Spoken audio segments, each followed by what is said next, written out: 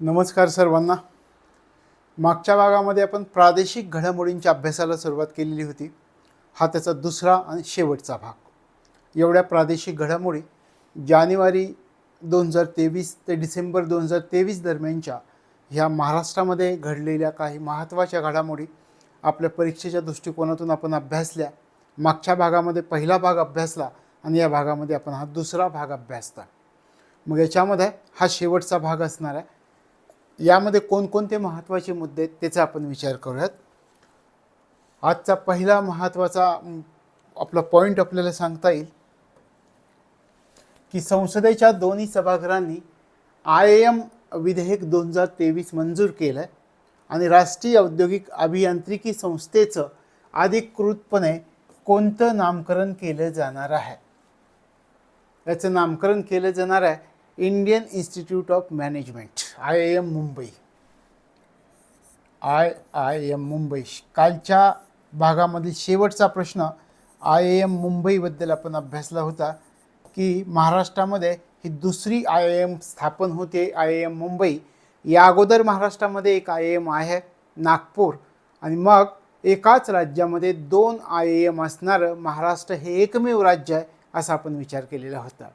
आणि हे IIM मुंबई जे झालं आहे ते 21वे IIM आहे, देशातलं 21वे IIM Indian institute of management आहे, हे लक्षामध्ये ठेवायचं आहे. तशा प्रकारे संसदेच्या दोन्ही सभागृहांनी म्हणजे लोकसभा आणि राज्यसभा या दोन्ही सभागृहांनी IIM सुधारणा विधेयक 2023 मंजूर केलं आहे आणि राष्ट्रीय औद्योगिक अभियांत्रिकी संस्थेचं अधिकृतपणे IIM मुंबई असं नामकरण केलं जाणार आहे. त्याच्यामुळं आता महाराष्ट्रामध्ये दोन IIMची रचना करण्यात आलेली आहे आणि महाराष्ट्र एकमेव राज्य आहे की ज्या राज्यामध्ये दोन IIM आहेत. आणि महाराष्ट्रामध्ये हे 21वे IIM झाले IIM मुंबई, हे लक्षामध्ये ठेवायचं आहे.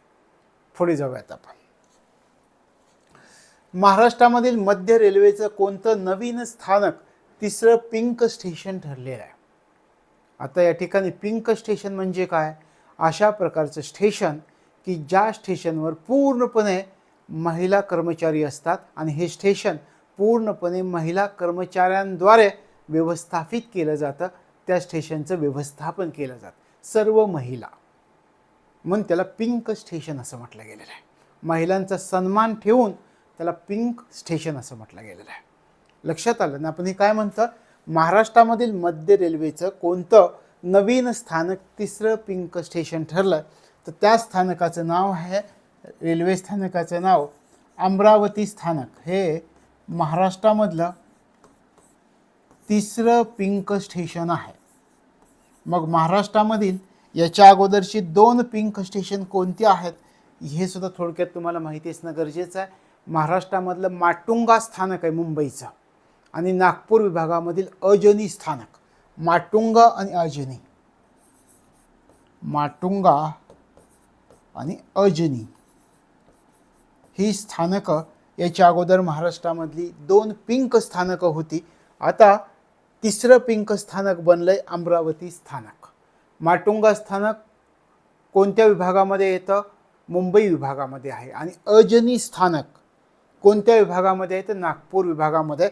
आणि तिसरं स्थानक अमरावती स्थानक. आणि पिंक स्टेशन म्हणजे मी तुम्हाला सांगितलं की अशा प्रकारचं स्टेशन ज्या स्टेशनवर पूर्णपणे महिला कर्मचाऱ्यांद्वारे व्यवस्थापन केलं जातं, मॅनेजमेंट केलं जातं, अशा प्रकारच्या स्टेशनला पिंक स्टेशन असं म्हटलं जातं.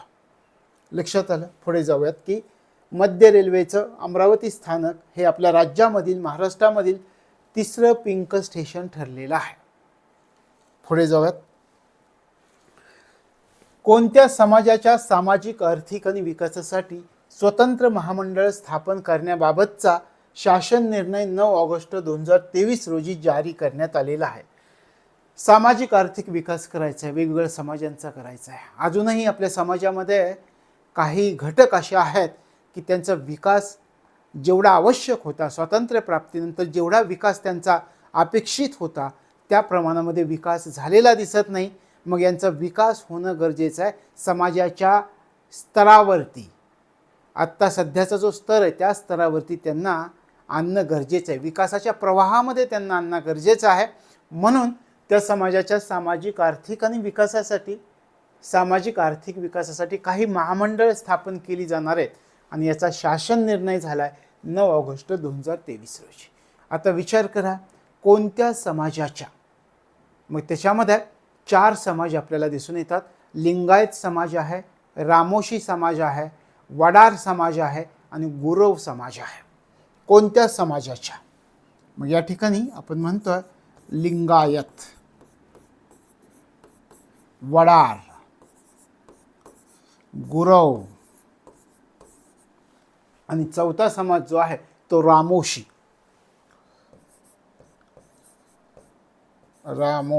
आता हे एवढं म्हणून चालणार नाही. आपण काय म्हणतो की कोणत्या समाजाच्या सामाजिक आर्थिक विकासासाठी, हे आपल्या लक्षात आलं की हे समाज आहेत, यांचा सामाजिक आणि आर्थिक विकास घडवून आणायचा आहे. लिंगायत, वडार, गुरव आणि रामोशी. शासन निर्णय 9 ऑगस्ट 2023 झालेला आपल्याला दिसतो. मग यांच्यासाठी कोणत्या महामंडळाची स्थापना केली जाणार आहे? उदाहरणार्थ लिंगायत समाज असेल तर त्याच्यासाठी कोणतं महामंडळ, रामोशी समाज असेल तर त्याच्यासाठी कोणतं महामंडळ, वडार समाजासाठी कोणतं महामंडळ आणि गुरव समाजासाठी कोणतं महामंडळ, हे पण आपल्याला माहिती असणं गरजेचं आहे. आता लिंगायत समाज जो आहे त्याच्यासाठी महात्मा बसवेश्वर आर्थिक विकास महामंडळ आहे. याच्यासाठी आपण या ठिकाणी थोडंसं याला इकडे घेऊयात, म्हणजे आपल्याला लिंगायत समाज, महात्मा बसवेश्वर आर्थिक विकास महामंडळ.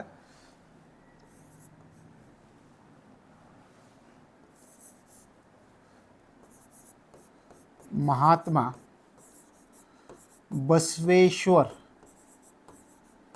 आर्थिक विकास महामंडळ, आर्थिक विकास महामंडळ हे लिंगायत समाजासाठी असणार आहे. त्याच्यानंतर वडार समाजाचा जर विचार केला तर मारुती चव्हाण वडार आर्थिक विकास महामंडळ असणार आहे.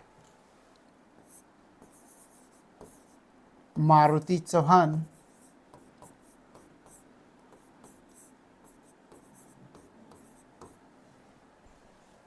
आर्थिक विकास महामंडळ असणार आहे. गुरव समाजासाठी कोणतं महामंडळ असणार आहे? संत काशिबा गुरव आर्थिक विकास महामंडळ असणार आहे. संत काशिबा गुरव आर्थिक विकास महामंडळ असणार आहे. आणि रामोशी समाजासाठी राजे उमाजी नाईक आर्थिक विकास महामंडळ असणार आहे. राजे उमाजी नाईक आर्थिक विकास महामंडळ असणार आहे. तशा प्रकारे आता तुमच्या लक्षात आलं की काही समाज आहेत, त्या समाजांविषयी आपल्याला त्यांचा सामाजिक आर्थिक विकास घडवून आणायचा आहे, त्यांचा जीवनमानाचा स्तर उंचवायचा आहे आणि समाजाच्या प्रगतीच्या प्रवाहात त्यांना आपल्याला आणून ठेवायचं आहे. मग अशासाठी त्यांच्यासाठी काही महामंडळ स्थापन केली गेली. लिंगायत, वडार, गुरव आणि रामोशी समाजासाठी. लिंगायत समाजासाठी महात्मा बसवेश्वर आर्थिक विकास महामंडळाची स्थापना करण्यात येणार आहे. वडार समाजासाठी कै मारुती चव्हाण आर्थिक विकास महामंडळ, गुरव समाजासाठी संत काशिबा गुरव आर्थिक विकास महामंडळ आणि रामोशी समाजासाठी राजे उमाजी नाईक आर्थिक विकास महामंडळाची रचना केली जाणार आहे. हे आपल्याला माहिती असणं गरजेचं आहे. पुढे जाऊयात. राज्य सरकारनं 8 ऑगस्ट 2023 रोजी कोणत्या कंपनीसोबत 2800 मेगावॅट क्षमतेच्या पंप हायड्रो स्टोरेज प्रकल्पासाठी सामंजस्य करार केला आहे?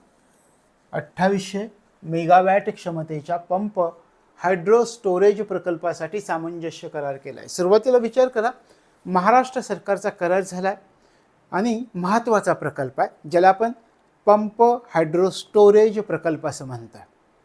कोणाबरोबर सामंजस्य करार केला आहे महाराष्ट्र सरकारने? तर टाटा पॉवर बरोबर केला आहे. टाटा पॉवर या कंपनीबरोबर हा करार झाला आहे.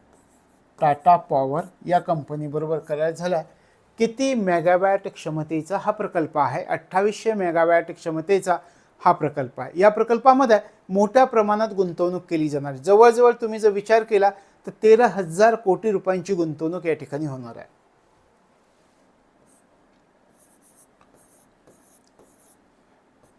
13,000 कोटी रुपयांची गुंतवणूक याच्यामध्ये होईल. तर अशा प्रकारे महाराष्ट्र सरकारचा उद्देश असा पण आहे की याच्यामधून रोजगार निर्मिती सुद्धा झाली पाहिजे. मग महाराष्ट्र सरकारनं या ठिकाणी अपेक्षित रोजगार निर्मिती 6,000 पर्यंत होईल असं धरलेलं आहे. म्हणजे त्यांची अपेक्षा आहे की 6,000 पर्यंत या ठिकाणी रोजगार निर्मिती झाली पाहिजे. तर अशा प्रकारे राज्य सरकारनं 8 ऑगस्ट 2023ला कोणत्या कंपनीसोबत, तर टाटा पॉवर या कंपनीसोबत 2800 मेगावॅट क्षमतेचा कोणता प्रकल्प पंप हायड्रो स्टोरेज प्रकल्पासाठी सामंजस्य करार केलेला आहे. लक्षात आलं, मोठा प्रकल्प आहे, रोजगार निर्मिती मोठ्या प्रमाणामध्ये होणार आहे. आपण पुढच्या प्रश्नाकडे जाऊयात. Tata power company pump hydro storage प्रकल्प महाराष्ट्रामधील कोणत्या ठिकाणी उभारणार आहे? सुरुवातीला आपण विचार केला महाराष्ट्र सरकारनं अशा प्रकारचा प्रकल्प उभारण्यासाठी कोणाशी करार केलाय, कोणाशी सामंजस्य करार झालाय? आपल्या लक्षात आलं टाटा पॉवरशी करार झालाय. 13,000 कोटी रुपये गुंतवले जातील. आपण याचा विचार केला की रोजगार निर्मिती सुद्धा होणार आहे. 6,000 पर्यंत या ठिकाणी रोजगार निर्मिती होईल. पण आता हा प्रकल्प जो उभारला जातोय तो महाराष्ट्रामधील कोणत्या ठिकाणी उभारला जातोय हे आपल्याला पुढच्या प्रश्नामध्ये विचारलं आहे. कोणत्या ठिकाणी? त्या ठिकाणी भिवपुरी आहे. रायगड जिल्हा भिवपुरी कोठे उभारला जातोय हे आपल्यासाठी महत्त्वाचं आहे. भिवपुरी, रायगड जिल्हा भिवपुरी. आणखी कोणत्या ठिकाणी आहे का? हो आहे, शिरवटा.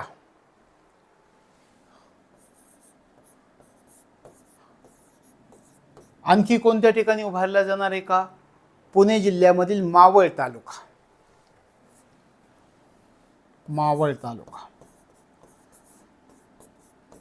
तर अशा प्रकारे ही काही ठिकाणं तुम्हाला लक्षामध्ये ठेवावी लागतील.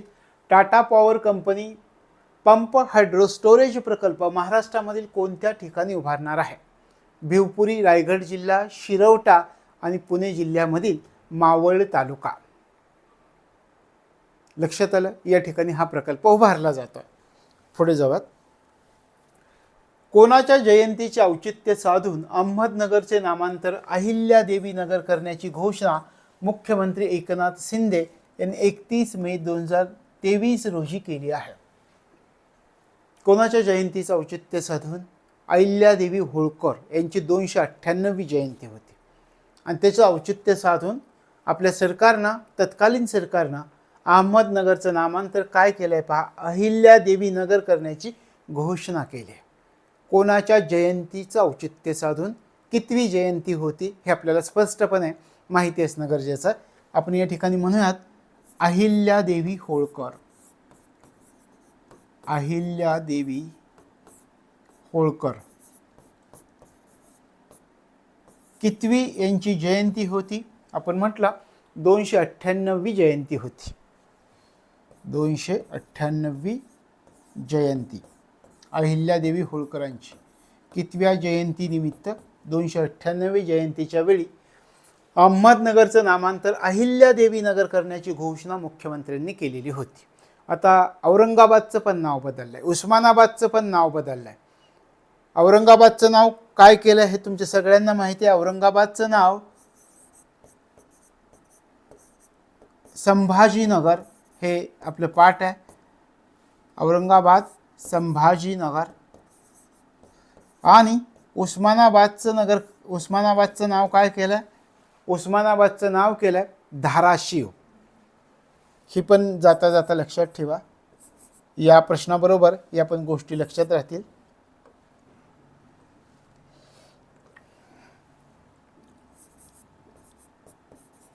उस्मानाबाद याचं नाव कोणतं केलंय?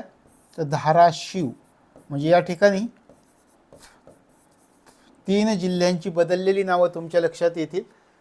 अहमदनगरचं नाव अहिल्यादेवी, आपण म्हटल्याप्रमाणे अहिल्यादेवी नगर असं केलेलं दिसतंय. आणि मग ती घोषणा अहिल्यादेवी होळकर यांच्या 298व्या जयंतीनिमित्त केली याचा आपण विचार केला.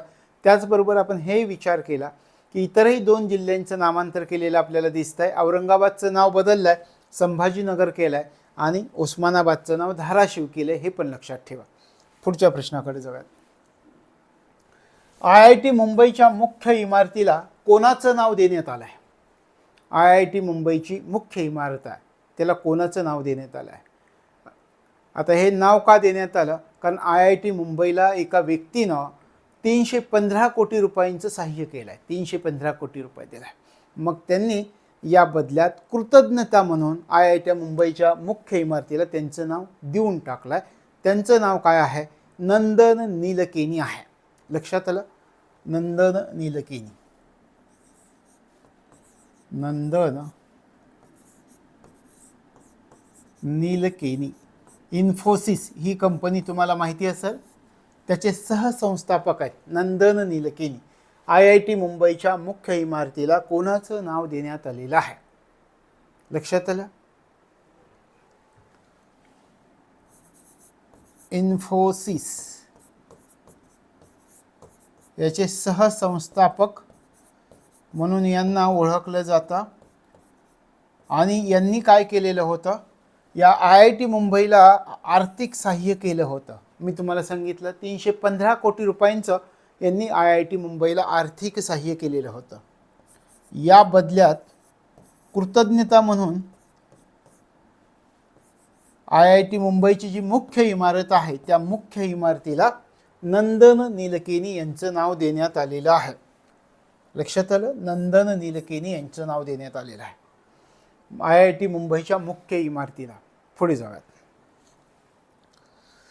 महाराष्ट्र पर्यटन विकास महामंडळाच्या कोणत्या रेल्वेला छत्रपती शिवाजी महाराज टर्मिनस येथे 21 सप्टेंबर 2023 रोजी हिरवा झेंडा दाखवला आहे? महाराष्ट्र पर्यटन विकास महामंडळाची एक रेल्वे, त्या रेल्वेला हिरवा झेंडा दाखवण्यात आलेले. त्या रेल्वेचं नाव काय आहे? त्या रेल्वेचं नाव आहे डेक्कन ओडिसी 2.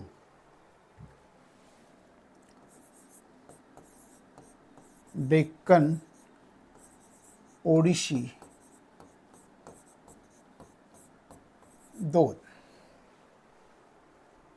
लक्षात आलं? तशा प्रकारे कोणत्या ठिकाणी ही गाडी तयार करण्यात आलेली आहे? तर ही गाडी चेन्नई या ठिकाणी तयार करण्यात आलेली आहे. चेन्नई. आरामदायक गाडी. आणि महाराष्ट्र पर्यटन विकास महामंडळाच्या या डेक्कन ओडिसी 2 या रेल्वेला छत्रपती शिवाजी महाराज टर्मिनस येथे 21 सप्टेंबर 2023ला हिरवा झेंडा दाखवण्यात आलेला होता. लक्षात आलं? पुढे जाऊयात. राज्यातील प्रत्येक जिल्ह्याची शैक्षणिक स्थिती पुढे आणण्यासाठी कोणतं सर्वेक्षण करण्यात आलं आहे? त्या सर्वेक्षणाचं नाव काय? कशासाठी? राज्यामधील प्रत्येक जिल्ह्याची शैक्षणिक स्थिती काय आहे हे पुढे आणायचं आहे. मग त्यासाठी एक सर्वेक्षण करण्यात आलेलं आहे. त्या सर्वेक्षणाचं नाव काय आहे? त्या सर्वेक्षणाचं नाव आहे अध्ययन संपादनुक सर्वेक्षण. अध्ययन संपादनुक सर्वेक्षण या सर्वेक्षणाचं नाव आहे. राज्यातील प्रत्येक जिल्ह्याची शैक्षणिक स्थिती पुढे आणण्यासाठी राज्य सरकारनं जे सर्वेक्षण केलेलं आहे ते सर्वेक्षण कोणत्या नावाने ओळखलं जातं? कोणतं सर्वेक्षण करण्यात आलं आहे? तर राज्यस्तरीय अध्ययन संपादनुक सर्वेक्षण अशा प्रकारचं सर्वेक्षण राज्य सरकारने केलेलं आहे. आणि सर्वेक्षण कधी करण्यात आलेलं होतं? तर मार्च 2023 मध्ये अशा प्रकारचं सर्वेक्षण करण्यात आलेलं आहे. आता आणखी आपल्याला याच्यामध्ये प्रश्न विचारतील, हे जे सर्वेक्षण करण्यात आले ना, याच्यामागे नेमका कोणता उद्देश होता? कोणत्या विषयांमधील विद्यार्थ्यांची अध्ययन पातळी जाणून घ्यायची होती का? सगळ्याच विषयांमधील विद्यार्थ्यांची अध्ययन पातळी जाणून घ्यायची होती का? नाही. हे सर्वेक्षण करण्यात आलं कारण आपण आपल्या देशामध्ये ज्यावेळी इनोव्हेशनचा विचार करतो, नवीन नवीन शोध, नवीन नवीन तंत्रज्ञान विकसित करण्याचा प्रयत्न करतो, त्याच्यामध्ये गणित विषय महत्त्वाचा ठरतो. मग या गणित विषयामधील विद्यार्थ्यांचं अध्ययन आणि निष्पत्ती जाणून घेण्यासाठी अशा प्रकारचं सर्वेक्षण करण्यात आलेलं आहे. शिवाय आपली जी भाषा आहे ती मराठी भाषा आणि गणित विषय म्हणजे कोणत्या विषयामधील अध्ययन जाणून घ्यायचं होतं, निष्कर्ष जाणून घ्यायचे होते, तर मराठी आणि गणित विषय या दोन विषयांमधील अध्ययन निष्पत्ती जाणून घ्यायची आहे सरकारला. अलीकडच्या कालावधीमध्ये आपण पाहतो की विद्यार्थ्यांना वाचणं सुद्धा अवघड झालं आहे. मग मराठी आणि गणित विषयामध्ये विद्यार्थ्यांची अध्ययन पातळी कशी आहे, अध्ययन निष्पत्ती कोणती आहे, हे जाणून घेण्याचा प्रयत्न या अध्ययन संपादनूक सर्वेक्षणामधून करण्यात आला. आणि मग राज्यातील प्रत्येक जिल्ह्याची शैक्षणिक स्थिती यामुळे पुढे आलेली आपल्याला दिसते. आता या सर्वेक्षणामध्ये आपल्याला असंही विचारता येईल की हे जे सर्वेक्षण झालं, अध्ययन संपादनूक सर्वेक्षण, या सर्वेक्षणामध्ये राज्यात कोणत्या जिल्ह्याचा प्रथम क्रमांक आला? राज्यामध्ये प्रथम क्रमांकाचा जिल्हा जो ठरला तो कोल्हापूर. राज्यामध्ये प्रथम क्रमांकाचा जिल्हा कोणता जिल्हा ठरला? या सर्वेक्षणामध्ये कोल्हापूर जिल्हा ठरलेला आहे. लक्षात आलं? तशा प्रकारे हे लक्षामध्ये ठेवायचं. आणि दुसऱ्या क्रमांकावरती सिंधुदुर्ग जिल्हा होता. आता या ठिकाणी पहा, एकातून 2-3 प्रश्न आपल्याला कळाले. राज्यातील प्रत्येक जिल्ह्याची शैक्षणिक स्थिती पुढे आणायची एक सर्वेक्षण राज्य सरकारनं केलं आहे. त्या सर्वेक्षणाचं नाव काय हे आपण सुरुवातीला पाहिलं. त्या सर्वेक्षणाचं नाव होतं राज्यस्तरीय अध्ययन संपादनूक सर्वेक्षण. ठीक आहे, आपण विचार केला हे सर्वेक्षण करण्यात आलेलं आहे मार्च 2023 मध्ये. मग कोणत्या विषयामधील विद्यार्थ्यांची अध्ययन निष्पत्ती सरकारला जाणून घ्यायची होती? तर मराठी आणि गणित या विषयांमधील विद्यार्थ्यांची अध्ययन निष्पत्ती ही सरकारला जाणून घ्यायची होती. मग हे सर्वेक्षण केल्यानंतर महाराष्ट्रातील कोणत्या जिल्ह्याचा प्रथम क्रमांक आला? कोल्हापूर जिल्ह्याचा प्रथम क्रमांक आला. कोल्हापूर जिल्ह्यानंतर सिंधुदुर्ग जिल्ह्यांचा द्वितीय क्रमांक असलेला आपल्याला दिसून येतो. लक्षात आलं? पुढे जाऊयात. शक्तिपीठ महामार्ग महाराष्ट्रामधील किती जिल्ह्यातून जाणार आहे माहिती आहे तुम्हाला? शक्तिपीठ महामार्ग 12 जिल्ह्यांमधून जाईल. शक्तिपीठ महामार्ग 12 जिल्ह्यांमधून जाईल. शक्तिपीठ महामार्ग. आता थोडंसं लक्षात, शक्तिपीठ असं नाव का दिलं आहे? तुमचा धर्म कोणताही असो, तुमच्या धर्माची उपासना करताना तुमच्यामध्ये शक्तीची वाढ होते. म्हणजे आपल्याला काय म्हणायचं की धर्माची उपासना केल्यानंतर आपल्याला एक प्रकारची ऊर्जा जाणवत आहे. मग हा जो महामार्ग आहे, या महामार्गाद्वारे आपल्या राज्यामधील सगळी धार्मिक स्थळं जोडली जाणार आहेत. आणि मग सगळी धार्मिक स्थळं जोडली जाणार आहेत म्हणून याला शक्तिपीठ असं नाव दिलं गेलेलं आहे. लक्षात आलं? शक्तिपीठ महामार्ग. आपल्याला असंही विचारतील की कोणत्या महामार्गाद्वारे राज्यातील सर्व धार्मिक स्थळे जोडली जाणार आहेत? कोणत्या महामार्गाद्वारे राज्यातील सर्व धार्मिक स्थळं जोडली जातील? शक्तिपीठ महामार्गाद्वारे राज्यातील सर्व धार्मिक स्थळं जोडली जाणार आहेत. याला नागपूर गोवा महामार्ग असं सुद्धा म्हटलं जातं.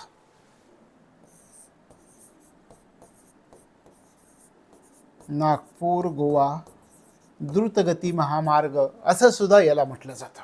दुसरा मुद्दा. आता हा महामार्ग कोठून कोठे कशा प्रकारचा असेल? पवनार ते पात्रादेवी. पवनार आपण या ठिकाणी घेऊयात थोडंसं. पवनार ते पात्रादेवी. पवनार ते पात्रादेवी. पवनार कुठे आहे? कोणत्या जिल्ह्यामध्ये? वर्धा जिल्ह्यामध्ये आहे. पवनार वर्धा. आणि पात्रादेवी कोणत्या जिल्ह्यामध्ये येतं? पात्रादेवी येतं सिंधुदुर्ग जिल्ह्यामध्ये. सिंधुदुर्ग. तशा प्रकारे पवनार ते पात्रादेवी असा हा महामार्ग असणार आहे. मग पवनार येथून काय केलंय? नागपूरला जोडण्यासाठी मुंबई नागपूर द्रुतगती मार्गाशी तो जोडला जाणार आहे. तशा प्रकारे हे असं करता करता हा 12 जिल्ह्यामधून जाणार आहे. मग वेगवेगळे जिल्हे आहेत, त्याच्यामध्ये कोल्हापूर येईल, सिंधुदुर्ग येईल, त्याच्यानंतर सोलापूर येईल. तशा प्रकारे 12 जिल्हे ह्याच्यामध्ये असणार आहेत, हे लक्षामध्ये ठेवायचे. आणि कदाचित शक्तिपीठ महामार्ग महाराष्ट्रामधील किती जिल्ह्यामधून, तर 12 जिल्ह्यामधून जाणार आहे, हे लक्षामध्ये ठेवायचे. या महामार्गाची लांबी किती आहे याचा जर तुम्ही विचार केला तर या महामार्गाची लांबी 760 किलोमीटर आहे. 760 किलोमीटर महामार्गाची लांबी आहे. कोण तयार करताय? MSRDC तयार करते. महाराष्ट्र राज्य रस्ते विकास महामंडळाद्वारे हा शक्तिपीठ महामार्गाची रचना केली जात आहे. आता पहा काय काय विधानं विचारतील तुम्हाला. जर असं विचारलं महाराष्ट्रातील सर्वात लांब एक्सप्रेस वे म्हणून कोणत्या महामार्गाची रचना केली जात आहे? महाराष्ट्रातील सर्वात लांब एक्सप्रेस वे शक्तिपीठ महामार्ग. आपण या ठिकाणी म्हणूयात महाराष्ट्रामधील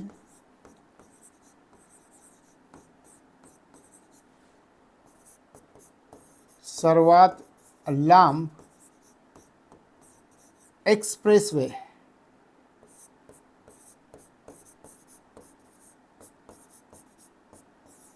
म्हणून हा महामार्ग ओळखला जाईल. तशा प्रकारे शक्तिपीठ महामार्ग महाराष्ट्रामधील किती जिल्ह्यांमधून जाणार आहे?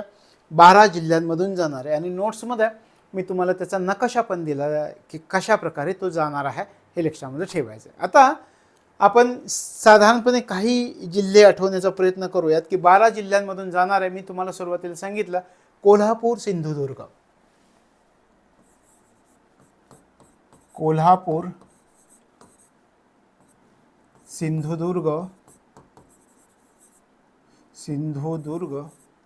त्यानंतर सोलापूर आहे पहा, त्यानंतर येईल धाराशिव,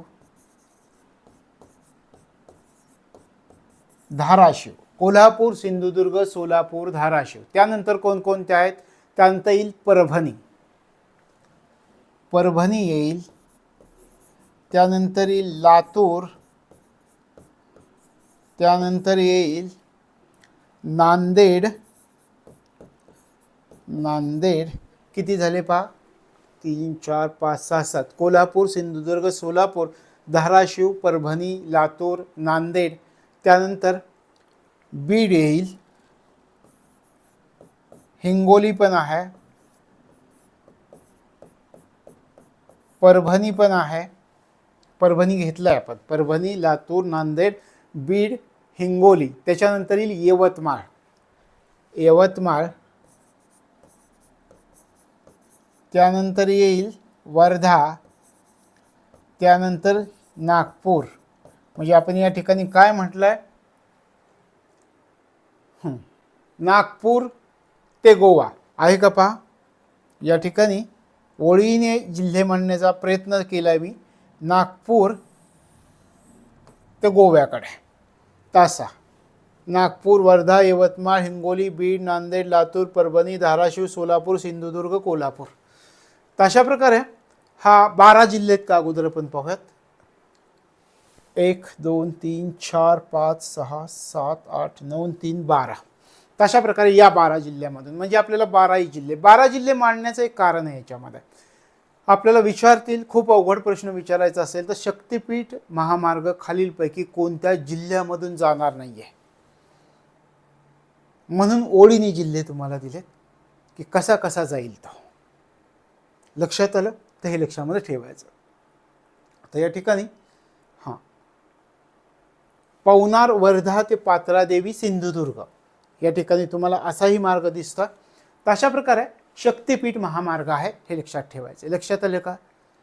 मी तुम्हाला सुरुवातीला सांगितलं शक्तिपीठ एक ऊर्जा, आपापल्या धर्मानुसार मिळणारी ऊर्जा. मग आपल्या राज्यातील सर्व धार्मिक स्थळं याच्यामुळे जोडली जातील म्हणून नाव दिलं शक्तिपीठ. शक्तिपीठ नाव का दिलं तर हे कारण होतं.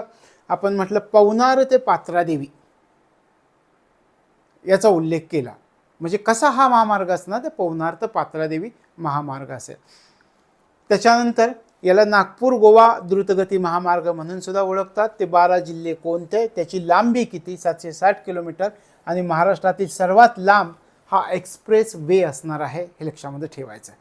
तर प्रश्न विचारला तर याच्यामधून एखादा मुद्दा विचारतील आणि महत्त्वाचं आहे हे IMP म्हणून हे तुम्हाला माहिती असणं गरजेचं आहे. आणि हे नुसतं तुम्ही एकदा वाचून घेतलं ना की तिथं गेल्यावरती तुम्हाला ऑप्शनमध्ये नक्की आठवेल, पण 2-3 वेळा व्यवस्थित याच्यावरती वाचन आणि चिंतन गरजेचं आहे फक्त या पॉईंटवरती.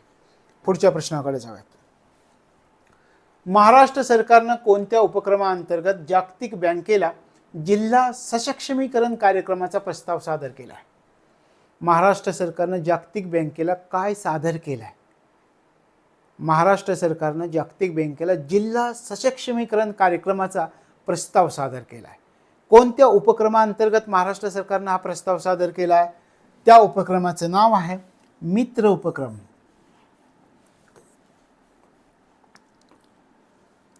मित्र, त्या उपक्रमाचं नाव आहे मित्र उपक्रम. पहा, आता याच्यामध्ये वेगवेगळ्या प्रकारे प्रश्न विचारला जाईल की जागतिक बँकेला महाराष्ट्र सरकारने कोणत्या कार्यक्रमाचा प्रस्ताव सादर केला आहे? जिल्हा सक्षमीकरण कार्यक्रमाचा प्रस्ताव सादर केला आहे. पहिल्यांदा आपण म्हटलं कोणत्या उपक्रमाअंतर्गत हा प्रस्ताव सादर करण्यात आला आहे? मित्र उपक्रमाअंतर्गत हा प्रस्ताव सादर करण्यात आलेला आहे. हा प्रस्ताव सादर करण्यासाठी आता मंत्रालयाची मान्यता सुद्धा मिळाली, केंद्रीय मंत्रालयाची मान्यता सुद्धा मिळाली. महत्त्वाचा प्रस्ताव आहे हा. जो कार्यक्रम आखला जाणार आहे, कुठला? जिल्हा सक्षमीकरण कार्यक्रम. हे सिरियस आपल्याला याचा अभ्यास करावा लागेल. मोठ्या प्रमाणावरती खर्च केला जाणार आहे. याच्यामध्ये जागतिक बँकेचा सहभाग आहे. महत्त्वाचा कार्यक्रम आहे. आणि मग एकूण खर्चाचा जर तुम्ही विचार केला तर हा प्रकल्प किती मोठा असणार आहे हे तुमच्या लक्षामध्ये येईल. 2112 कोटी रुपयांचा हा प्रकल्प आहे. 2112 कोटी रुपये एवढा मोठा हा प्रकल्प आहे. 2112 कोटी रुपयांचा. लक्षात आलं? मग जागतिक बँक याच्यामध्ये किती मदत करणार आहे? जागतिक बँक 2112 कोटीमध्ये जास्त रक्कम देणार आहे. 1478 कोटी वर्ल्ड बँक देणार आहे. 1478 कोटी हे वर्ल्ड बँक देईल याच्यातले, आणि उरलेले पैसे राज्य सरकार देईल. लक्षात आलं? मित्र उपक्रमाअंतर्गत महाराष्ट्र सरकार कोणता कार्यक्रम राबवणार आहे? तर जिल्हा सक्षमीकरण कार्यक्रम. जिल्हा सक्षमीकरण कार्यक्रम राबवण्यासाठी महाराष्ट्र सरकारने कोणत्या आंतरराष्ट्रीय वित्तीय संस्थेची मदत घेतली आहे? जागतिक बँकेची मदत घेतली आहे. लक्षात आलं? आता तुम्ही म्हणाल जिल्हा सक्षमीकरण कार्यक्रम राबवायचा आहे म्हणजे नेमकं काय करायचं आहे? आपल्या देशामध्ये विविध जिल्हे आहेत. त्या विविध जिल्ह्यांची विविध बलस्थानं आहेत. त्यांच्यावरती लक्ष आपल्याला केंद्रित करायचं आहे आणि त्या जिल्ह्यांच्या बलस्थानांवरती लक्ष केंद्रित करून त्या जिल्ह्यांच्या आर्थिक विकासाला चालना द्यायची आहे. ते या उद्देशानं महाराष्ट्र सरकार जिल्हा सक्षमीकरण कार्यक्रम राबवत आहे. लक्षात आलं? विविध जिल्हा विविध कारणांसाठी प्रसिद्ध असतं. त्याचं ते बलस्थान असतं. त्या बलस्थानावरती लक्ष केंद्रित करायचं आहे आणि मग त्याला सपोर्ट देऊन राज्य सरकारतर्फे ती बलस्थानं जागतिक पातळीवर उदयाला आणायची आहे आणि या माध्यमातून त्या जिल्ह्याच्या आर्थिक विकासाला चालना कशी मिळेल हा प्रयत्न राज्य सरकार करणार आहे. तशा प्रकारे राज्य सरकारनं जिल्हा सक्षमीकरण कार्यक्रम सुरू केला आहे. त्या कार्यक्रमाचा प्रस्ताव आपण म्हटल्याप्रमाणे सादर केला आहे आणि मग याच्यामध्ये त्यांना कोण मदत करणार आहे? जागतिक बँक मदत करणार आहे. एकूण 2112 कोटी रुपयांचा हा प्रकल्प होईल, त्याच्यावर खर्च होईल आणि ह्या 2112 कोटी रुपयांमधील 1478 कोटी जागतिक बँक देईल. उरलेली रक्कम मात्र राज्य सरकारला खर्च करावी लागणार आहे. अशा प्रकारे जिल्हा सक्षमीकरण कार्यक्रम आहे हे लक्षात ठेवायचं आहे. लक्षात राहील. पुढे जाऊयात. पशुसंवर्धन विभागानं कोणत्या गोवंश प्रजातीचं जतन करण्याचा निर्णय घेतला? कोणत्या जाती आहेत? कोणत्या गोवंशाच्या प्रजाती आहेत? लाल, कंधारी आणि देवणी अशा त्या प्रजाती आहेत. लाल, कंधारी व देवणी अशा प्रकारच्या त्या प्रजाती आहेत.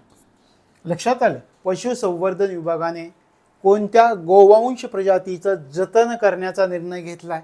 लाल, कंधारी आणि देवणी हे आहेत. हे लक्षामध्ये ठेवायचं. आता हे जतन संवर्धन केलं जाणार आहे. त्यासाठी जमिनीचं क्षेत्र हवं आहे. मग हे जमिनीचं क्षेत्र कोणत्या ठिकाणी असणार आहे? बरोबर आहे, यांचं संवर्धन करायचं आहे, जमिनीचं क्षेत्र हवं आहे का? त्या जमिनीच्या क्षेत्रावरती यांचं संवर्धन करावं लागणार आहे. आता यांच्या जतनाकरता, संवर्धनाकरता कोणत्या ठिकाणची जमीन देण्याचा सरकारनं निर्णय घेतला आहे? तर साकूड या ठिकाणची जमीन दिली जाणार आहे. याच्यासाठी आपल्याला हे पण माहिती पाहिजे की कोणत्या ठिकाणची जमीन यासाठी दिली जाईल. तर साकूड ह्या ठिकाणची जमीन दिली जाईल. कुठे आहे हे? अंबेजोगाई तालुक्यामध्ये आहे. बीड जिल्हा बीड या ठिकाणी आहे. अंबेजोगाई तालुका बीड जिल्ह्यामध्ये हे क्षेत्र आहे. मग या लाल कंधार आणि देवणी या गोवंश प्रजातींचं जतन करण्यासाठी सरकारनं कोणत्या ठिकाणी जमीन उपलब्ध करून दिले, जमिनीचं क्षेत्र उपलब्ध करून दिलंय? तर साकूड या ठिकाणी दिलंय. अंबेजोगाई तालुक्यामध्ये बीड या ठिकाणी ते आहे. हे लक्षामध्ये ठेवायचं आहे. पुढे जाऊयात. राज्य शासनाच्या महत्वाकांक्षी मुख्यमंत्री सौर कृषी वाहिनी या योजनेअंतर्गत 4.4 मेगावॅटचा पहिला सौर ऊर्जा प्रकल्प 5 ऑगस्ट 2023 रोजी कोठे कार्यान्वित करण्यात आला आहे? काय विचारलंय पहा. राज्य शासनाच्या महत्वाकांक्षी मुख्यमंत्री सौर कृषी वाहिनी योजनेअंतर्गत किती मेगावॅटचा? 4.4 मेगावॅटचा पहिला सौर ऊर्जा प्रकल्प 5 ऑगस्ट 2023 रोजी कोठे कार्यान्वित करण्यात आलेला आहे? कुंभोज या ठिकाणी कार्यान्वित करण्यात आलेला आहे. हे लक्षात ठेवा. कुंभोज कोल्हापूरमध्ये. कुठल्या जिल्ह्यामध्ये? कुंभोज. कोल्हापूर जिल्ह्यामध्ये कुंभोज येतं.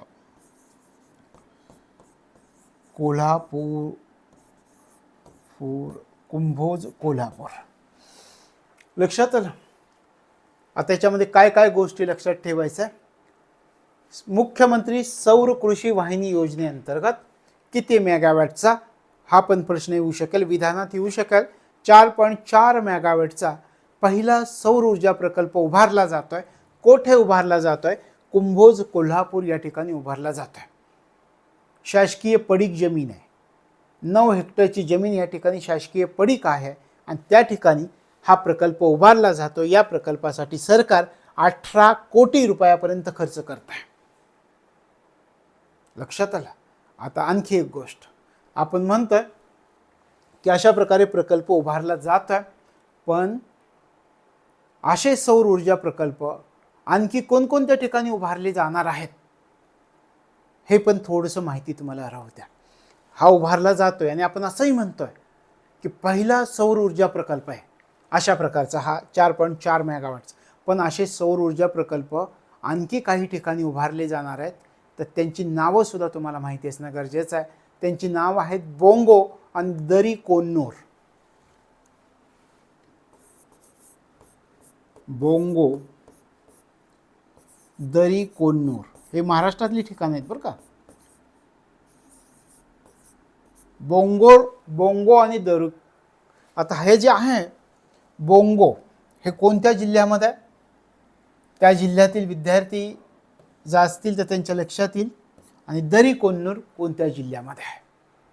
दोन्ही ठिकाणांचा विचार करा. दोन्ही ठिकाणं सांगली जिल्ह्यामध्ये आहेत. या ठिकाणी सुद्धा असे प्रकल्प उभारले जातात. हा 2 मेगावॅटचा आहे बोंगो आणि दरी कोन्नूर 6.16 मेगावॅटचा आहे. MW मेगावॅटचा आहे. हा 2 मेगावॅटचा बोंगो, दरी कोन्नूर 6.16 मेगावॅटचा सांगली या ठिकाणी सुद्धा असे प्रकल्प उभारले जात आहेत. आता या ठिकाणी आपण काय म्हणतोय? सौर कृषी वाहिनी योजनेअंतर्गत हे केलं जात आहे. सौर कृषी वाहिनी योजनेचा उद्देश कोणता आहे? 2017 मध्ये ही योजना सुरू झाली होती महाराष्ट्रामध्ये. शेतीसाठी दिवसा सुद्धा वीज पुरवठा व्हावा हा उद्देश आहे सौर कृषी वाहिनीचा. लक्षात आलं?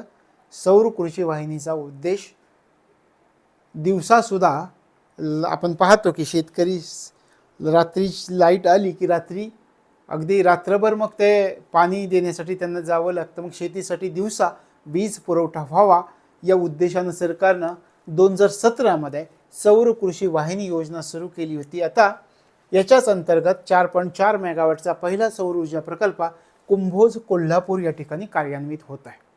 पहिलंही सांगितलं आणि मी तुम्हाला म्हटलं की महानिर्मितीचे आणखी काही सौर ऊर्जा प्रकल्प उभारले जात आहेत. कुठे उभारले जात आहेत? सांगली जिल्ह्यामध्ये उभारले जातात, बोंगो आणि दरीकोन्नूर या ठिकाणी. लक्षात आलं? पुढच्या प्रश्नाकडे जाऊयात. मुख्यमंत्री सौर कृषी वाहिनी योजना 2 योजनेअंतर्गत महाराष्ट्र सरकार एकूण किती मेगावॅट विकेंद्रित सौर प्रकल्प राबवणार आहे? त्याच्यामध्ये काय विचारलंय? मुख्यमंत्री सौर कृषी वाहिनी योजना. आपण या ठिकाणी सौर कृषी वाहिनी योजनेचं पाहिलं. आता या ठिकाणी थोडा प्रश्न कसा विचारलाय? मुख्यमंत्री सौर कृषी वाहिनी योजना या योजनेअंतर्गत महाराष्ट्र सरकार एकूण किती मेगावॅट, या योजनेअंतर्गत महाराष्ट्र सरकार एकूण किती मेगावॅट विकेंद्रित सौर प्रकल्प राबवणार आहे? किती राबवणार आहे? 7000 मेगावॅट.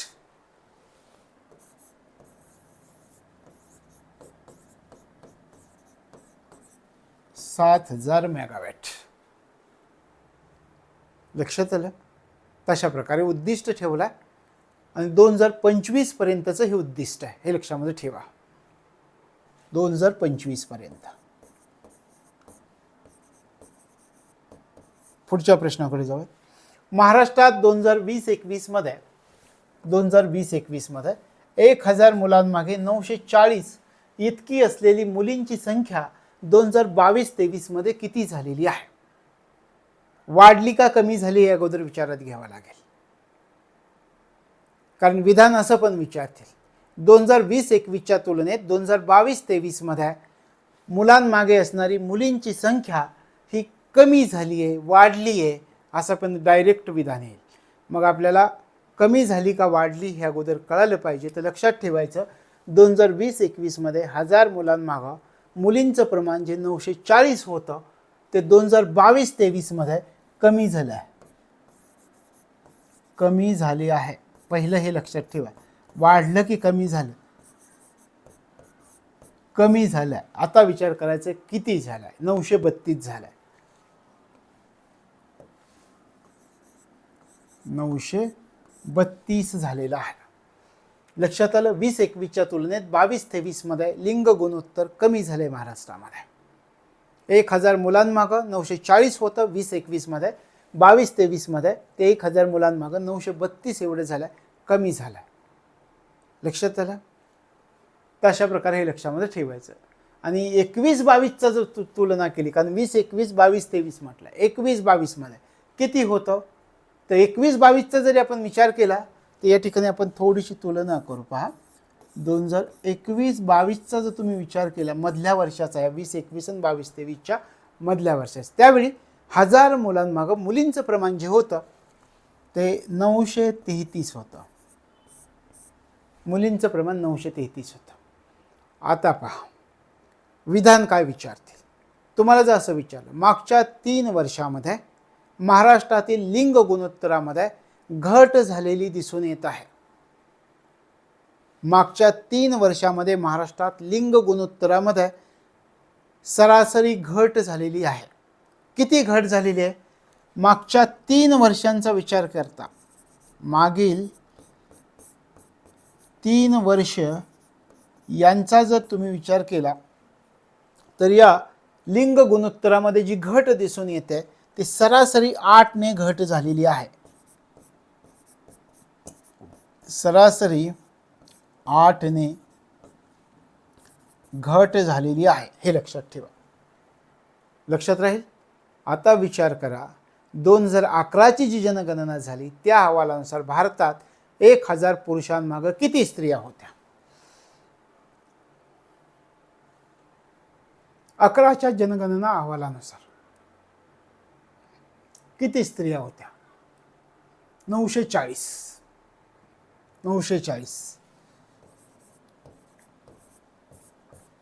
940. लक्षात आलं? पुढे जाऊया. राज्यात 5200 मेगावॅट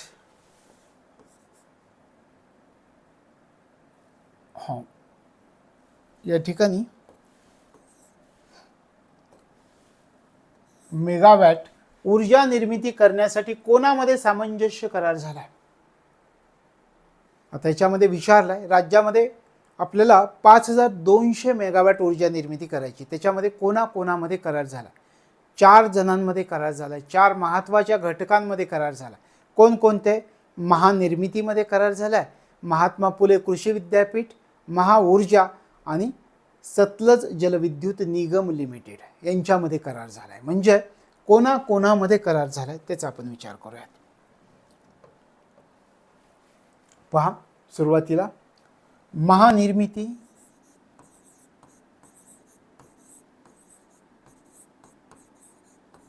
त्याच्यानंतर आपण कोणतं विद्यापीठ म्हटलं? महात्मा फुले कृषी विद्यापीठ, महात्मा फुले कृषी विद्यापीठ, महात्मा फुले कृषी विद्यापीठ. त्याच्यानंतर विचार केला तर महाऊर्जा, त्यानंतर सतलज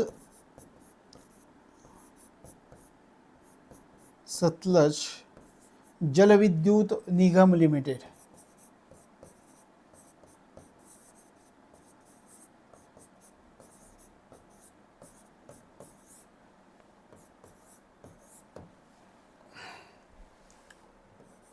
निगम लिमिटेड यांच्यामध्ये करार झाला आहे. राज्यामध्ये 5220 मेगावॅट ऊर्जा निर्मिती करण्यासाठी कोणामध्ये सामंजस्य करार झालेला आहे?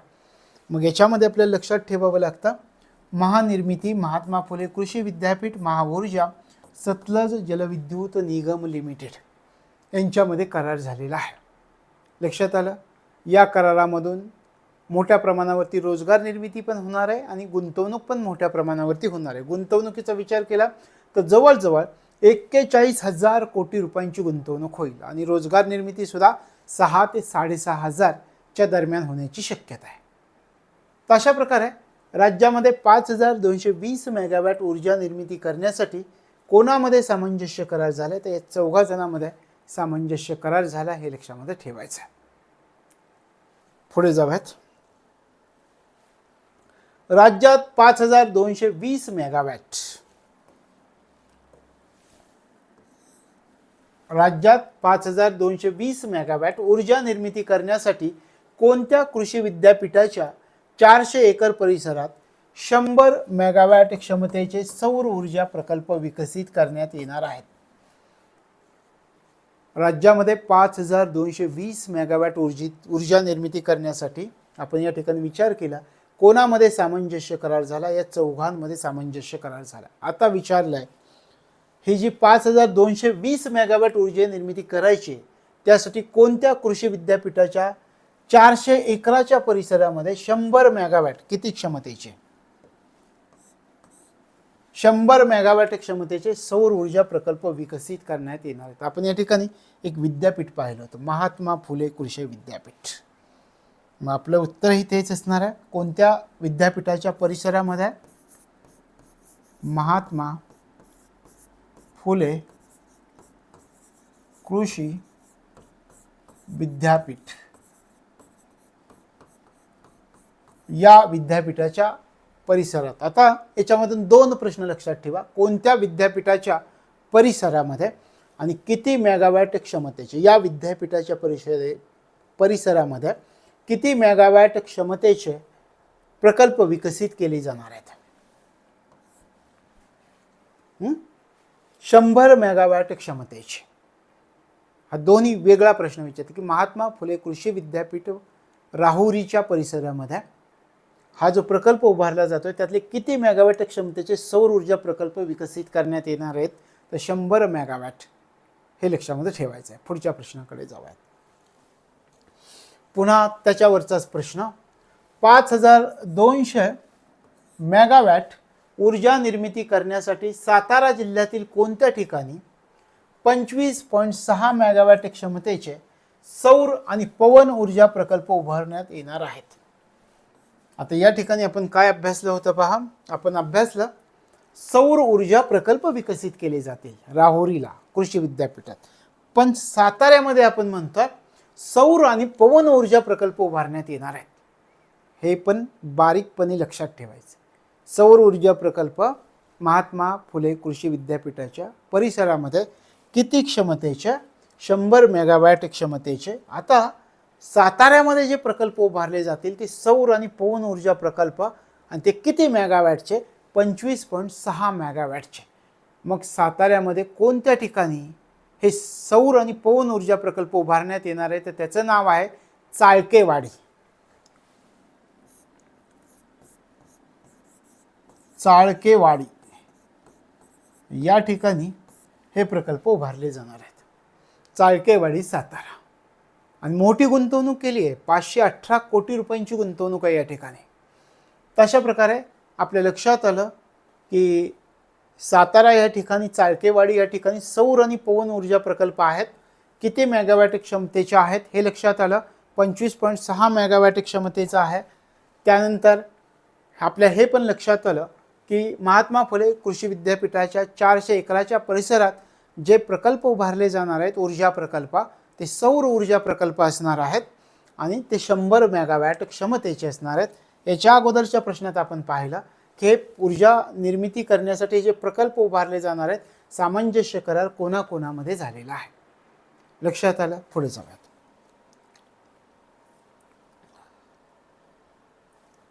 महिलांना पर्यटन व्यवसायात अधिकाधिक वाव मिळावा आणि त्यांचे सक्षमीकरण व्हावे म्हणून आझादी का अमृत महोत्सव अंतर्गत महिला केंद्रित पर्यटन धोरण कोणत्या नावाने राबवले जाणार आहे?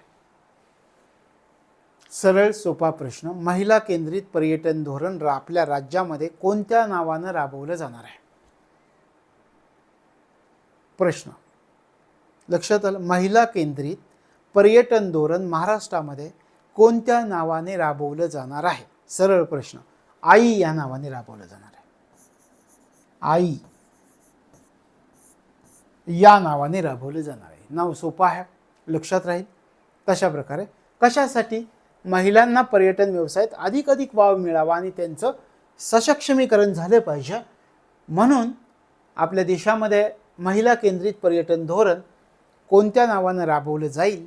आपल्या राज्यामध्ये, महाराष्ट्रामध्ये हे पर्यटन धोरण कोणत्या नावाने राबवलं जाईल? तर आई या नावाने राबवलं जाणार आहे. हे लक्षात ठेवायचं. पुढे जाऊयात. समृद्धी महामार्गाच्या धर्तीवर, समृद्धी महामार्गाच्या धर्तीवर आता या ठिकाणी कोणत्या स्थानाच्या दरम्यान 6 पदरी ग्रीनफील्ड कोकण द्रुतगती महामार्ग उभारला जाणार आहे? समृद्धी महामार्गाच्या धर्तीवर कोणत्या शहरांच्या दरम्यान? तर मुंबई ते सिंधुदुर्गच्या दरम्यान. हा कुठे आहे पहा? आपण या ठिकाणी म्हणत हे जे आहे ते मुंबई ते सिंधुदुर्गच्या दरम्यान. मुंबई ते सिंधुदुर्गच्या दरम्यान. तशा प्रकारे समृद्धी महामार्गाच्या धर्तीवर मुंबई ते सिंधुदुर्ग दरम्यान 6 पदरी ग्रीनफील्ड कोकण द्रुतगती महामार्ग उभारला जाणार आहे. लक्षात आलं? 4 टप्प्यात ह्या महामार्गाचे. ह्या महामार्गाचं तुम्हाला विचारला, मुंबई ते सिंधुदुर्ग दरम्यान जो ग्रीनफील्ड कोकण द्रुतगती महामार्ग उभारला जातोय, या महामार्गाचे टप्पे किती आहेत? या महामार्गाचे 4 टप्पे आहेत. 4 टप्पे. या महामार्गाचे 4 टप्पे आहेत. ठीक आहे, महामार्गाचे 4 टप्पे आहेत. किती अंतर आहे एकूण? 4 टप्प्यातील एकूण अंतर किती असणार आहे? हा जो ग्रीनफील्ड कोकण द्रुतगती महामार्ग आहे, या 4 टप्प्यांमधील किती अंतर असणार आहे? तर ते अंतर असणार आहे 388.45 किलोमीटर.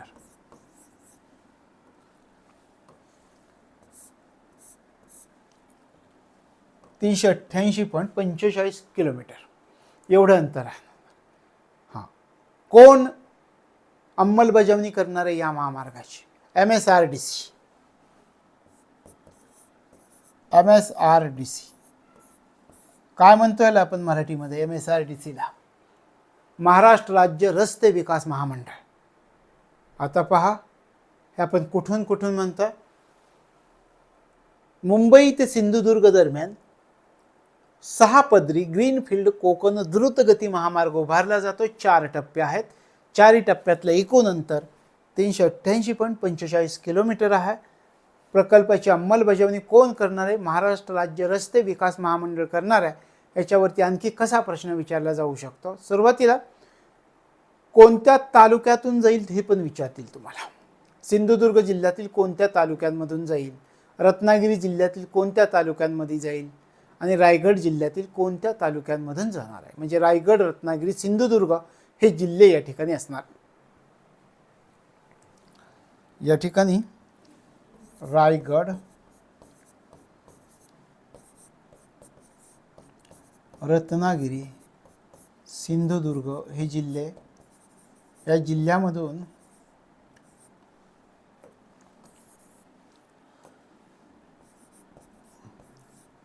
सिंधुदुर्ग या जिल्ह्यांमधून रायगड, रत्नागिरी, सिंधुदुर्ग. लक्षात आलं? मुंबई ते सिंधुदुर्ग दरम्यान 6 पदरी ग्रीनफील्ड कोकण द्रुतगती महामार्ग उभारला जातो. हे लक्षात ठेवा. एकूण अंतर वगैरे तालुके वगैरे विचारणार नाही शक्यतो, पण हे लक्षात ठेवा. 4 टप्पे आहेत महामार्गाचे. 4 टप्प्यांमध्ये एकूण अंतर 348.45 किलोमीटर आहे. आणि कोणत्या धर्तीवर? समृद्धी महामार्गाच्या धर्तीवर हा ग्रीनफील्ड कोकण द्रुतगती महामार्ग उभारला जातो. कुठून कुठंपर्यंत? मुंबई ते सिंधुदुर्ग दरम्यान उभारला जातो. लक्षात आलं? पुढे जाऊयात. डॉक्टर बाबासाहेब आंबेडकर यांचे आंतरराष्ट्रीय दर्जाचे स्मारक कोठे आकाराला येत आहे? महाराष्ट्रामध्ये. डॉक्टर बाबासाहेब आंबेडकरांचं आंतरराष्ट्रीय दर्जाचं स्मारक महाराष्ट्रामध्ये उभारलं जात आहे. इंदू मिलमध्ये उभारलं जात आहे. दादर या ठिकाणी पहा, इंदू मिल दादर या ठिकाणी उभारलं जात आहे. डॉक्टर बाबासाहेब आंबेडकरांचं आंतरराष्ट्रीय दर्जाचं स्मारक कोठे आकाराला येत आहे? तर इंदू मिलमध्ये आकाराला येत आहे, दादर या ठिकाणी. याची प्रतिकृती कोठे तयार करण्यात आली आहे? गाझियाबाद. प्रतिकृती कोठे तयार करण्यात आलेली आहे? हे जे बनवलं जाते स्मारक, त्याची प्रतिकृती कोठे तयार केली गेलेली आहे? गाझियाबाद. कोण हा पुतळा घडवणार आहे? हा पुतळा राम सुतार घडवणार आहेत. राम सुतार हे घडवणार आहेत. त्याच्यानंतर याची उंची किती आहे? पुतळ्याची उंची 350 फूट असणार आहे. पुतळ्याची उंची 350 फूट. चबुतऱ्यासह विचार केला तर 450 फूट, कारण चबुतऱ्याची उंची 100 फूट आहे. तुम्हाला कसा प्रश्न विचारतायत ते पहा. चबुतऱ्यासह उंची 450 फूट. पुतळ्याची उंची किती आहे हे विचारलं तर पुतळ्याची उंची 350 फूट आहे. तशा प्रकारे डॉक्टर बाबासाहेब आंबेडकर यांचं आंतरराष्ट्रीय दर्जाचं स्मारक इंदू मिल दादर या ठिकाणी उभारलं जातं. याची प्रतिकृती कुठे तयार करण्यात आली आहे? गाझियाबाद या ठिकाणी याची प्रतिकृती उभारण्यात आलेली आहे. कोण घडवणार आहे हा पुतळा? राम सुतार हा पुतळा घडविणार आहेत. एकूण किती उंचीचा आहे? चबुतऱ्यासह 450 फूट उंचीचा आहे, पण फक्त पुतळ्याची उंची किती आहे? 350 फूट असणार आहे. पुढे जाऊयात.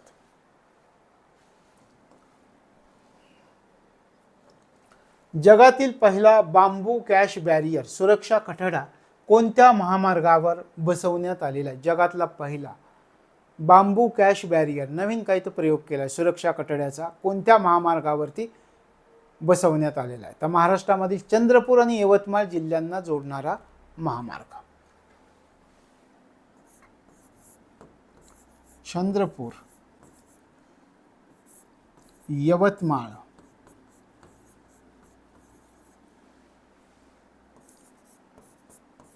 जिल्ह्यांना जोडणारा महामार्ग. या महामार्गावरती हा जगातला पहिला बांबू कॅश बॅरियर सुरक्षा कठडा बसवण्यात आलेला आहे, ज्याला बांबू कॅश बॅरियर असं म्हटलेलं गेलेलं आहे. लक्षात किती लांबीचा हा बॅरियर आहे? हा बॅरियर 200 मीटर लांब. हा जो बॅरियर बसवला आहे तो 200 मीटर लांबीचा आहे. लक्षात आलं? याला काय नाव दिलंय? या बॅरियरला काय नाव दिलंय? हा जो बॅरियर आहे बांबू कॅश बॅरियर, ह्याला नाव दिलंय बाहुबली.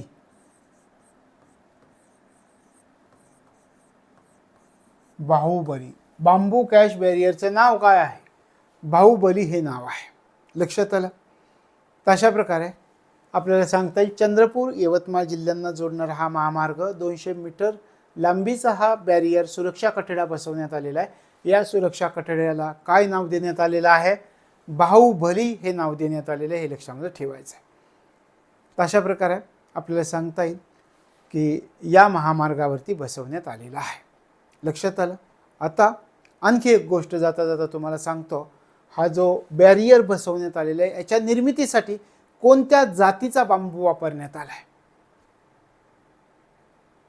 कोणत्या जातीचा बांबू? जगातील पहिला बांबू कॅश बॅरियर आहे. तर मग हा सुरक्षा कठडा बनवण्यासाठी कोणत्या जातीच्या बांबूचा वापर करण्यात आला? त्याचं नाव आहे बंबूसा बल्को. बंबूसा बल्को. बंबूसा बल्को या जातीची हा बांबू आहे. या जातीचा हा बांबू. तशा प्रकारे जगातील पहिला बांबू कॅश बॅरियर सुरक्षा कठडा कोठे बसवण्यात आलेला आहे? किती मीटर लांबीचा आहे? त्याचं नाव काय आहे? बाहुबली. आणि ही बांबूची कोणती जात वापरलेली या ठिकाणी? तर या ठिकाणी आपण म्हटलं बंबूसा बल्को ही जात वापरलेली आहे. पुढे जाऊयात. चला. कोणतं गीत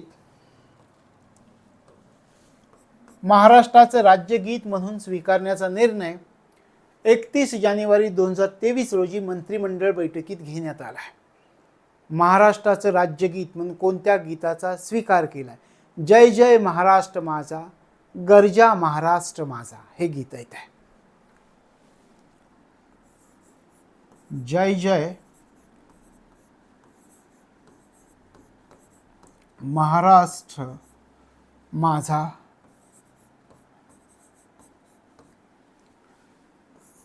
गर्जा महाराष्ट्र माझा हे गीत जे ते महाराष्ट्राचं राज्यगीत म्हणून स्वीकारण्याचा निर्णय 31 जानेवारी 2023 रोजी मंत्रिमंडळ बैठकीत घेण्यात आलेला आहे. लक्षात आलं? कधीपासून स्वीकार? राज्यगीता हे आपल्याला विचारतील की हे जे राज्यगीत निर्णय घेण्यात आला, ठीक आहे, पण राज्यगीताचा स्वीकार कधीपासून करण्यात आला हे विचारतील. 19 फेब्रुवारी 2023 पासून स्वीकार. राज्यगीताचा स्वीकार कधी करण्यात आला? या राज्यगीताचा स्वीकार कधी करण्यात आला हे विचारलं तर 19 फेब्रुवारी 2023 मध्ये या राज्यगीताचा स्वीकार करण्यात आलेला आहे. 19 फेब्रुवारी काय आहे हे विचारायची सुद्धा तुम्हाला गरज नाही आहे, कारण त्या दिवशी आपलं जे दैवत छत्रपती शिवाजी महाराज आहेत त्यांची जयंती 19 फेब्रुवारीला, एवढं तरी तुम्हाला नक्की माहीत असेल. तशा प्रकारे 19 फेब्रुवारी 2023 रोजी छत्रपती शिवाजी महाराजांच्या जयंती दिवशी हे राज्यगीत आपण स्वीकारलं आहे. राज्यासाठी असणारं गीत. कालावधी किती या राज्यगीताचा? 1 मिनिट 42 सेकंद. कालावधी किती असणार आहे? 1 मिनिटे 42 सेकंद. 1 मिनिटे 42 सेकंद एवढा कालावधी असणार आहे गीताचा. कोण आहे गीतकार?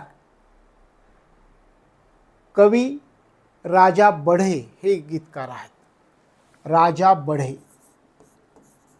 राजा बढे हे कवी आहेत, हे गीतकार आहेत. राजा बढे.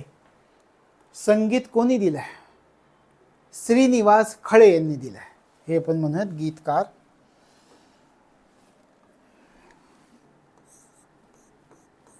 गीतकार राजा बढे. संगीत कोणी दिलंय? संगीत दिलंय श्रीनिवास खळे यांनी संगीत दिलेलं आहे. श्रीनिवास खळे.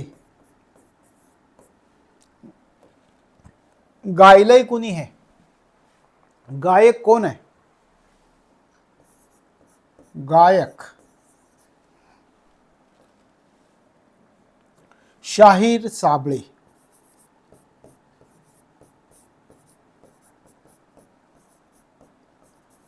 शाहीर साबळे. तशा प्रकारे कोणतं गीत महाराष्ट्राचं राज्यगीत म्हणून स्वीकारण्याचा निर्णय मंत्रिमंडळ बैठकीत घेण्यात आला. तर जय जय महाराष्ट्र माझा, गर्जा महाराष्ट्र माझा या राज्यगीताचा महाराष्ट्रानं कधीपासून स्वीकार केला? 19 फेब्रुवारी 2023 पासून हे गीत आपल्या राज्यासाठी स्वीकारण्यात आलं, अंगीकार करण्यात आलं असं पण म्हटलं जातं. आणि 19 फेब्रुवारीच का? तर छत्रपती शिवाजी महाराजांची जयंती त्या दिवसापासून हे गीत आपण स्वीकारलंय आपल्या राज्यासाठी. राज्यगीताचा कालावधी किती आहे? कालावधी 1 मिनिट 42 सेकंद. 1 मिनिट 42 सेकंद एवढा कालावधी आहे त्या राज्यगीताचा. याचे गीतकार कोण आहेत? राजा बडे आहेत, नागपूरचे आहेत, कवी आहेत. संगीतकार कोण आहे? श्रीनिवास खळे यांनी संगीत दिलंय. गायक कोण? शाहीर साबळे. हे आपल्याला माहिती असणं गरजेचं आहे. लक्षात आलं? पुढे जाऊयात.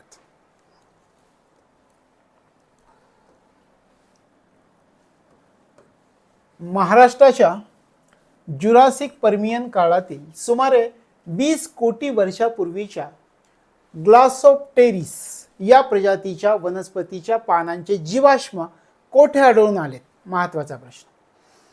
महाराष्ट्रामध्ये झालाय, आपल्यासाठी महत्त्वाचा आहे. कोणत्या काळामधील? पहिलं लक्षात ठेवायचं. जुरासिक पर्मियन काळामधील. किती वर्षापूर्वीचं? सुमारे 20 कोटी वर्षापूर्वीचं. कोणत्या प्रजातीच्या वनस्पतीचं? ग्लासोप्टेरिस या प्रजातीच्या वनस्पतींच्या पानांचे जीवाश्म आढळून आलेत. कोठे? भद्रावतीला. भद्रावती, चंद्रपूर या ठिकाणी हे आढळून आले. भद्रावती, चंद्रपूर या ठिकाणी आढळून आलेला आहे. लक्षात आलं? भद्रावती आणि वरोरा परिसर आहे पहा.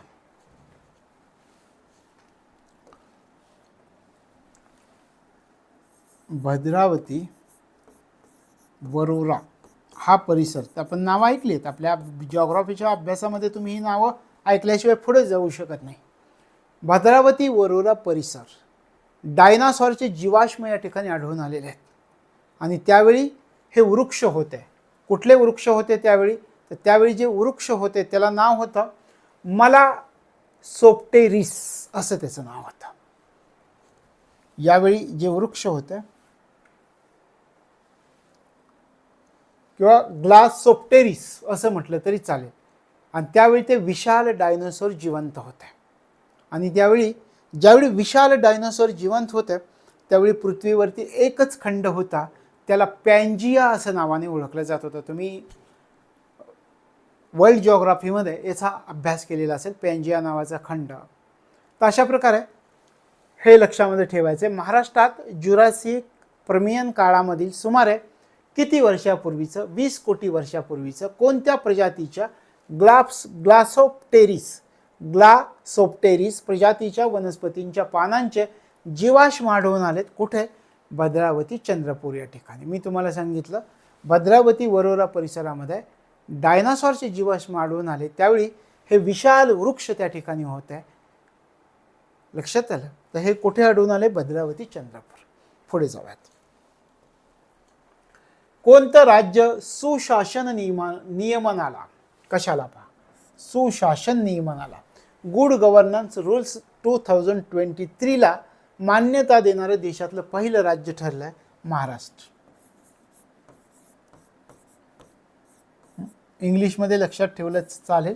गुड गव्हर्नन्स रूल्स 2023ला मान्यता देणारं देशातलं पहिलं राज्य कोणतं आहे? पहिलं राज्य महाराष्ट्र ठरलेलं आहे. कशासाठी? सरकारचं म्हणणं असं आहे, राज्य प्रशासन जे आहे ते लोकांप्रती जास्तीत जास्त उत्तरदायी असलं पाहिजे. राज्य प्रशासनाला लोकांपर्यंत पोहोचता आलं पाहिजे. राज्य प्रशासनाला लोकांसाठी सक्रिय बनता आलं पाहिजे. राज्य प्रशासनाला लोकांसाठी पारदर्शक बनता आलं पाहिजे. म्हणून हे गुड गव्हर्नन्स रूल्स 2023ला मान्यता देणारं देशातलं पहिलं राज्य ठरलंय महाराष्ट्र. लक्षात आलं? अशा प्रकारे हे लक्षामध्ये ठेवायचं आहे की गुड गव्हर्नन्स रूल्स 2023ला मान्यता देणारं देशातलं पहिलं राज्य कोणतं ठरलंय? महाराष्ट्र ठरलंय. पुढे जाऊया. कोणत्या राज्यामध्ये गोसेवा आयोगाची स्थापना करण्यात आली? महाराष्ट्रामध्येच. काही सोपा प्रश्न आहेत, माहिती असणं गरजेचं आहे. पण गोसेवा आयोगाची स्थापना करण्यात आली महाराष्ट्रामध्ये.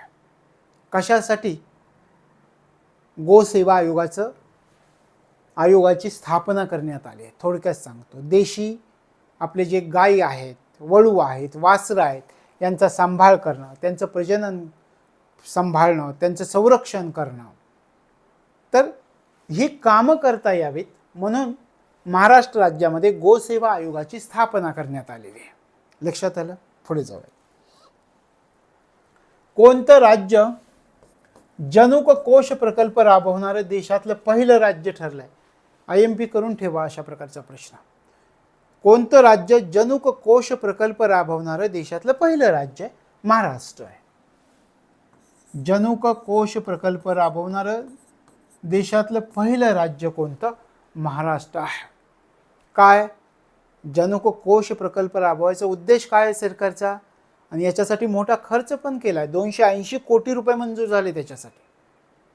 लक्षात आलं की राज्यातील जी बायोडायव्हर्सिटी आहे, जैवविविधता आहे, तिचं संवर्धन झालं पाहिजे आणि येणाऱ्या पिढीसाठी जी नैसर्गिक संसाधनं आहेत त्या संसाधनांचं जतन त्या येणाऱ्या पिढींसाठी झालं पाहिजे.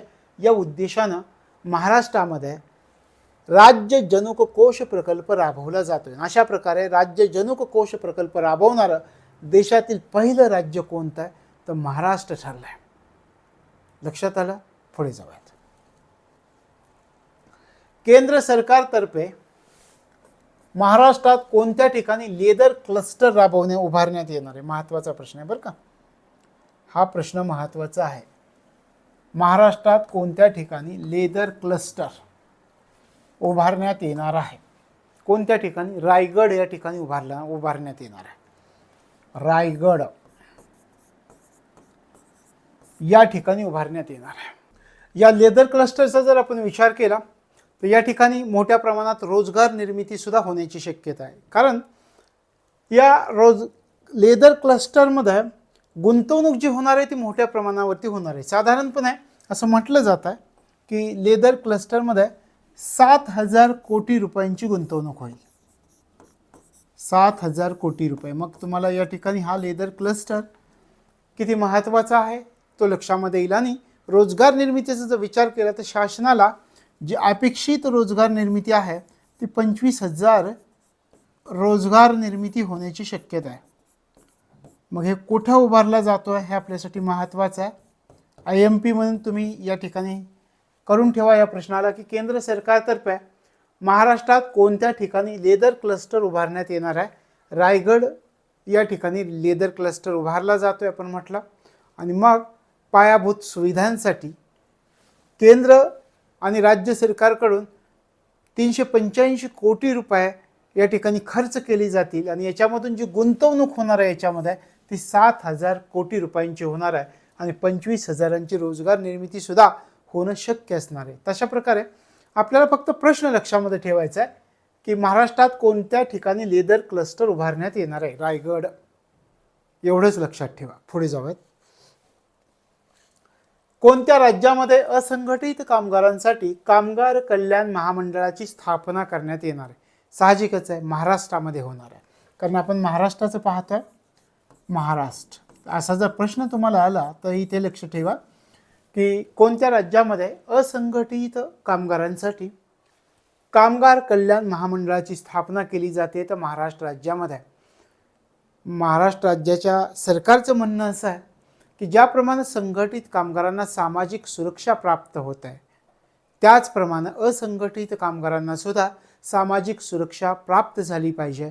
असंघटित कामगारांना सुद्धा कल्याणकारी योजनांचा लाभ घेता आला पाहिजे. मग सरकारनं असंघटित कामगारांसाठी कामगार कल्याण महामंडळाची स्थापना आपल्या महाराष्ट्रामध्ये केलेली, हे लक्षामध्ये ठेवायचे. लक्षात राहील. याचे अध्यक्ष कोण असणार आहेत? तर हे पण लक्षात ठेवा, याचे अध्यक्ष मुख्यमंत्री असणार आहेत. याचे अध्यक्ष कोण असतील? तर अध्यक्ष मुख्यमंत्री असणार आहेत. मग उपाध्यक्ष उपमुख्यमंत्री असणार आहेत, हे लक्षामध्ये ठेवा. तर अशा प्रकारे महाराष्ट्रामध्ये असंघटित कामगारांसाठी कामगार कल्याण महामंडळाची स्थापना केली जाते. पुढे आपण जाऊयात. आता आजचा हा आपला शेवटचा प्रश्न. तिलारी आंतरराज्य प्रकल्पाचं पुनरुज्जीवन करण्यात येणार आहे. हा प्रकल्प कोणत्या 2 राज्यांसाठी महत्त्वाचा आहे? तिलारी आंतरराज्य प्रकल्प जिओग्राफीमध्ये आपण अभ्यासतो. संयुक्त प्रकल्प कोणकोणत्या राज्याचे आहेत? मग या ठिकाणी सुद्धा आता हे जो तिलारी आंतरराज्य प्रकल्प आहे याचं पुनरुज्जीवन करण्यास केलं जात आहे, म्हणून तो चर्चेमध्ये आहे. मग हा प्रकल्प कोणत्या 2 राज्यांसाठी महत्त्वाचा आहे हे आपल्याला माहिती असणं गरजेचं आहे. महाराष्ट्र आणि गोवा. महाराष्ट्र व गोवा. महाराष्ट्र व गोवा. महाराष्ट्र व गोवा या 2 राज्यांसाठी महत्त्वाचं आहे. लक्षात आलं. प्रकल्पाची क्षमता किती आहे? 21.93 TMC एवढी क्षमता आहे याची. क्षमता